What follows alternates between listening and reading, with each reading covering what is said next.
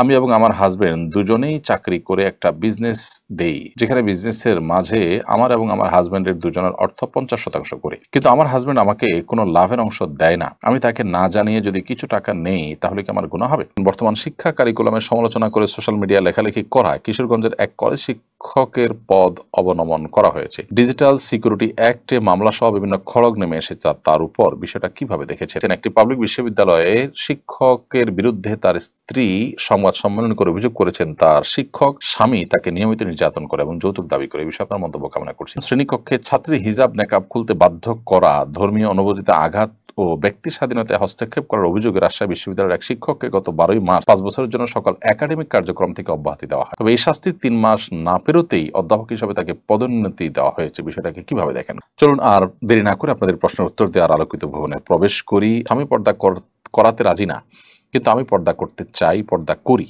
এখন আমি কিভাবে কি করবো বুঝতে পারছি না, করণীয় জানাবেন। স্বামী আপনাকে পর্দা করতে দিতে চান না আর আপনি পর্দা করতে চান, এই জন্য প্রথমত স্বামীকে পর্দার বিষয়ে বোঝানোর চেষ্টা করেন যে আসলে স্ত্রী হিসাবে আপনার পর্দা তো আপনার স্বামীর জন্যই কল্যাণকর। একজন পুরুষ যার মধ্যে ন্যূনতম আত্মসম্মান বোধ আছে, তার স্ত্রী পর্দাহীন ভাবে যদি চলাফেরা করেন, অন্য মানুষ তাকে দেখে, তাহলে সেক্ষেত্রে তার জন্য কখনো সম্মান বয়ে আনে না এবং এটা তার জন্য সবসময় অনাকাঙ্ক্ষিত বিষয় যে তার স্বামী তার স্ত্রীকে নিয়ে মানুষ বাজে চিন্তা করবে, জল্পনা কল্পনা করতে পারবে, এরকম কোনো স্কোপ পাবে। সেই জায়গা থেকে স্বামীকে আপনার বোঝানো দরকার এবং যে সমস্ত মানুষদেরকে দিয়ে বোঝালে তাকে বোঝানোটা সহজ হবে, সুন্দর হবে, ইনশাআল্লাহ বিদিনিল্লাহ আপনি তাদেরকে দিয়ে বোঝানোর চেষ্টা করবেন। আশা করা যায় আল্লাহ তাআলা তাকে হেদায়েত দান করবেন। পর্দা সম্পর্কে অনেক ভালো ভালো বই আছে, সেগুলো পড়তে দিতে পারেন। বিশেষ করে আব্দুল্লাহ জাহাঙ্গীর রহমানের একটা বই আছে, পোশাক, পর্দা ও দেহসজ্জা, অঙ্গসজ্জা। এই বইটা আপনি দিতে পারেন তাকে। তিনি যদি এটা পড়েন তাহলে পর্দা সম্পর্কে তার ইতিবাচক ধারণা তৈরি হবে ইনশাআল্লাহ তাআলা। এর বাইরে আরো ভালো ভালো বই আছে পর্দা সম্পর্কে, সেগুলো তাকে পড়তে দিতে পারেন এবং সেই সাথে দোয়াও করবেন এবং যে কোনো মূল্যে আপনি পর্দা করবেন, কারণ স্বামী আপনাকে অন্যায় কাজ করতে বাধ্য করলেও আপনি আপনার সাধ্য অনুযায়ী সেটার খেলাফ করে যে কোনোভাবে অন্যায় থেকে বেঁচে থাকার জন্য আপ্রাণ চেষ্টা অব্যাহত রাখবেন। শ্রেণীকক্ষে ছাত্রী হিজাব নেকাব খুলতে বাধ্য করা, ধর্মীয় অনুভূতিতে আঘাত ও ব্যক্তি স্বাধীনতায় হস্তক্ষেপ করার অভিযোগে রাজশাহী বিশ্ববিদ্যালয়ের এক শিক্ষককে গত 12 মার্চ 5 বছরের জন্য সকল একাডেমিক কার্যক্রম থেকে অব্যাহতি দেওয়া হয়।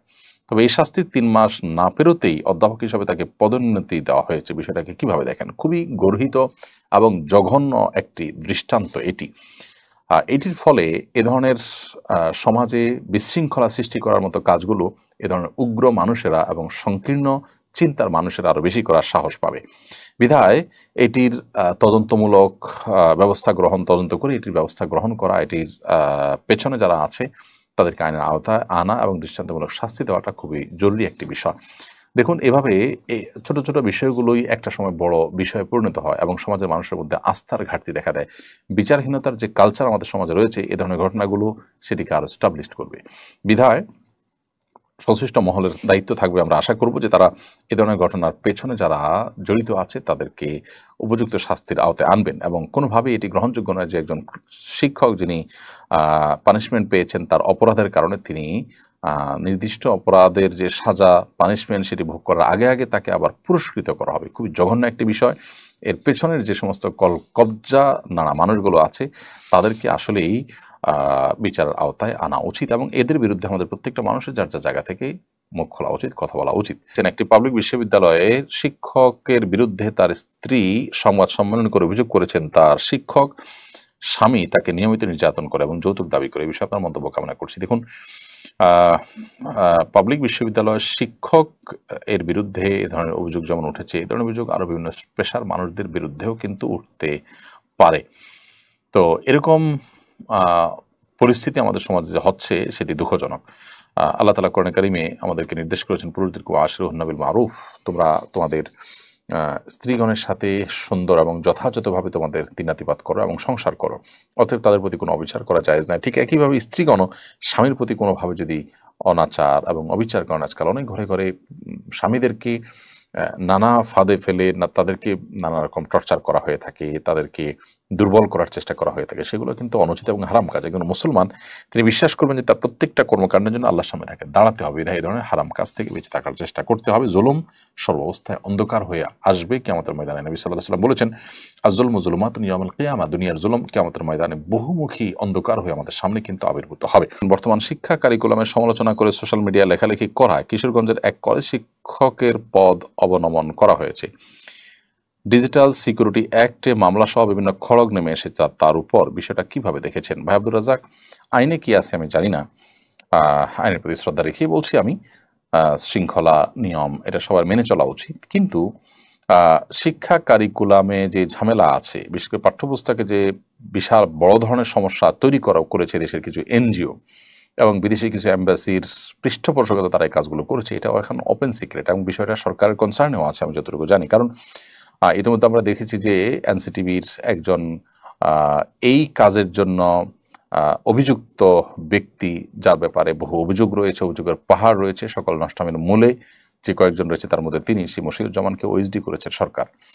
ঠিক এই দিকে একদিকে যখন সরকার এ বিষয়ে পদক্ষেপ নিচ্ছে এবং বিষয়টাকে, এই সমালোচনাটাকে সরকার ইতিবাচকভাবে দেখছে এবং সরকারের ভাবমূর্তি নষ্ট করার জন্য একটা চক্রটি কাজ করেছে, অপরদিকে আবার এটি সমালোচনাকারী একজন শিক্ষকের পদ অবনমন, তার বিরুদ্ধে নানা রকম ব্যবস্থা গ্রহণ, এটা আসলে কখনোই সঙ্গতিপূর্ণ হতে পারে না। বিধায় যারা এই কাজটি করছেন এরা সেই মশিউজ্জামানের মতো অতি উৎসাহী কিনা, তারা তাদের ব্যাপারটি আমার মনে খতিয়ে দেখা দরকার এবং এই ভদ্রলোকের পাশে আমাদের প্রত্যেকটা মানুষের দাঁড়ানো দরকার। সমাজে অন্যায় অনাচারের বিরুদ্ধে যথা নিয়ম মেনে সৌন্দর্যের সাথে সমালোচনা করবে, এটাই তো স্বাভাবিক এবং সেটিকে সাদরে গ্রহণ করা দরকার। তিনি একজন শিক্ষক মানুষ, শিক্ষা কারিকুলামের সমস্যা থাকলে তিনি সে কথা অবশ্যই বলবেন। সেটা বলার কারণে তার উপর খড়গ নেমে আসা কোনোভাবেই গ্রহণযোগ্য হতে পারে না। আমি এবং আমার হাজবেন্ড দুজনেই চাকরি করে একটা বিজনেস দেই, যেখানে বিজনেসের মাঝে আমার এবং আমার হাজব্যান্ডের দুজনের অর্থ 50% করে, কিন্তু আমার হাজব্যান্ড আমাকে কোনো লাভের অংশ দেয় না। আমি তাকে না জানিয়ে যদি কিছু টাকা নেই তাহলে কি আমার গুনাহ হবে? বনিরিন, আপনারা দুজনে যেহেতু চাকরি করছেন এবং দুজনে চাকরি করে একটা বিজনেসও দিয়েছেন, এখানে দুজনের যে ইনভেস্ট রয়েছে সেটা আপনাদের বাণিজ্যিক সম্পর্ক, সেটা সম্পূর্ণ ভিন্ন। আর স্ত্রী হিসাবে আপনার ভরণ পোষণ তিনি আপনাকে দিবেন, সেটা আরেকটি জিনিস। আর যেহেতু আপনার এখানে 50% ইনভেস্ট আছে, অতএব স্বামী আপনাকে 50%-এর যে প্রফিট সেটা আপনাকে দেওয়া তার কর্তব্য।